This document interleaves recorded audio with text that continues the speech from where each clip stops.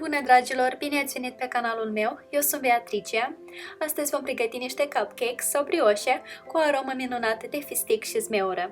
Sunt foarte pufoase și aromate și sunt perfecte pentru diverse ocazii. Haideți să începem!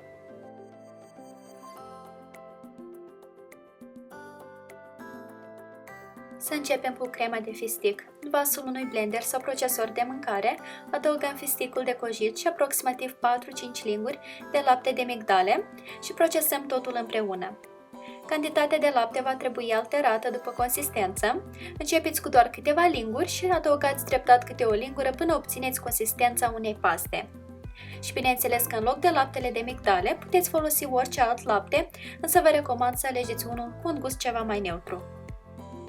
Aceasta este consistența potrivită, iar acum vom adăuga această pastă peste ciocolata albă. Turnăm frișca fierbinte, amestecăm puțin cu untel, după care vom emulsiona totul cu ajutorul unui blender pentru a obține o compoziție omogenă.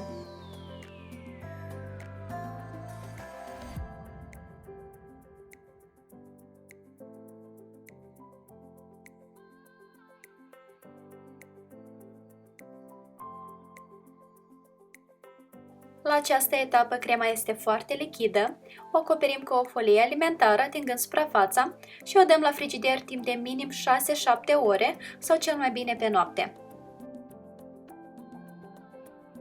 Pentru blatul de brioșe vom amesteca mai întâi toate ingredientele uscate: făina cernută, fisticul măcinat, praful de copt, bicarbonatul de sodiu și sarea.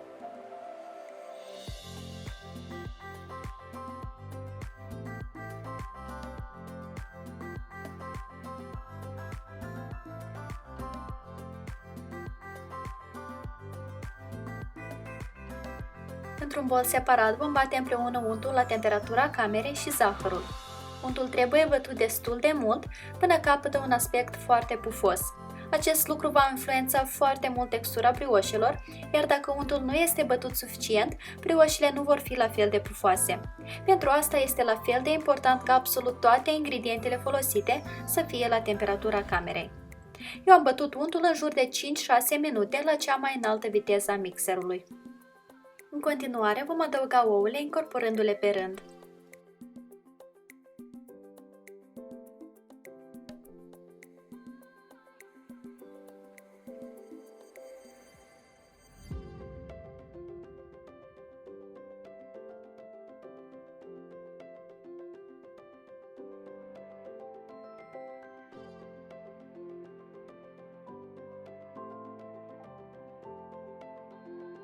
Iar acum vom adăuga ingredientele uscate. Eu prefer să le incorporez în 2 etape.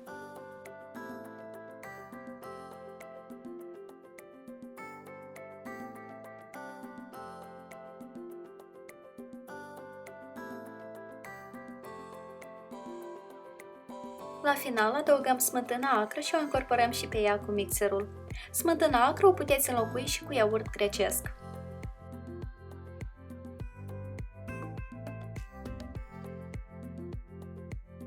Blatul de brioșe este gata. Această cantitate este suficientă pentru a obține 12 brioșe. Distribuim blatul în tava de brioșe aliniate cu hârtiuțele de copt și coagem brioșele la cuptorul preîncălzit la 180 de grade pentru 15-20 de minute sau până când trec testul scobitorii.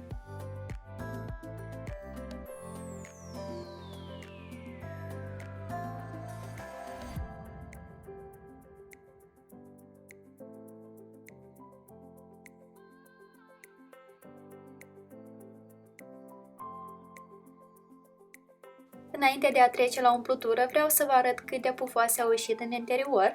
Observați și culoarea pe care am obținut-o datorită fisticului.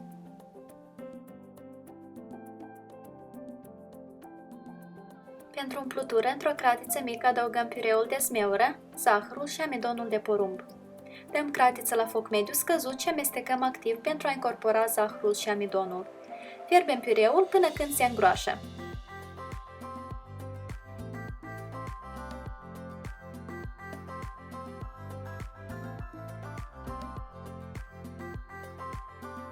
Îl lăsăm să se răcească puțin și îl transferăm într-un poș de patiserie.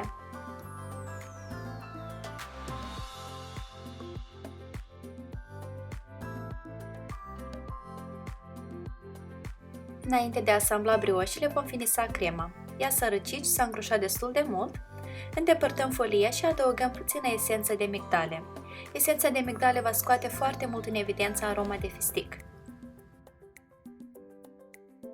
Batem crema cu mixerul până obținem vârfuri tari. Eu am ales să păstrez culoarea naturală oferită de fistic, însă dacă doriți să obțineți o culoare mai vibrantă, la această etapă puteți adăuga și puțin colorant alimentar.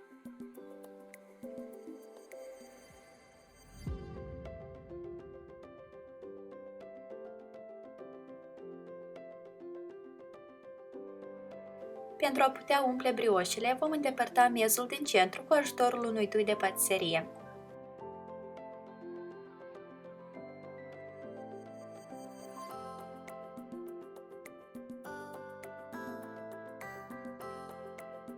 Umplem brioșele și decorăm cu crema pregătită.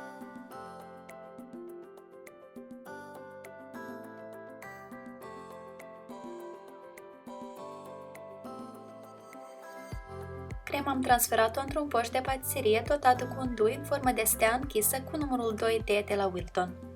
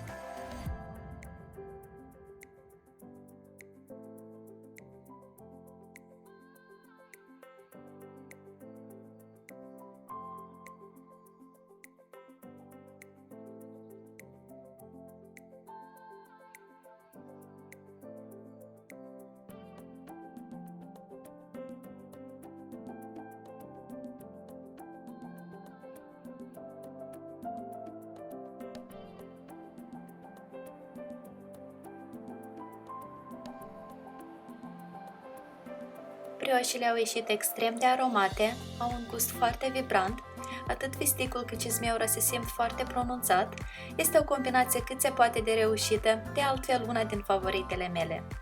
Linkul către rețeta integrală scrisă îl veți putea accesa în descrierea acestui video. Iar eu vă mulțumesc că ați fost alături de mine și vă doresc o zi cât mai delicioasă în continuare. Poftă bună! Pa, pa!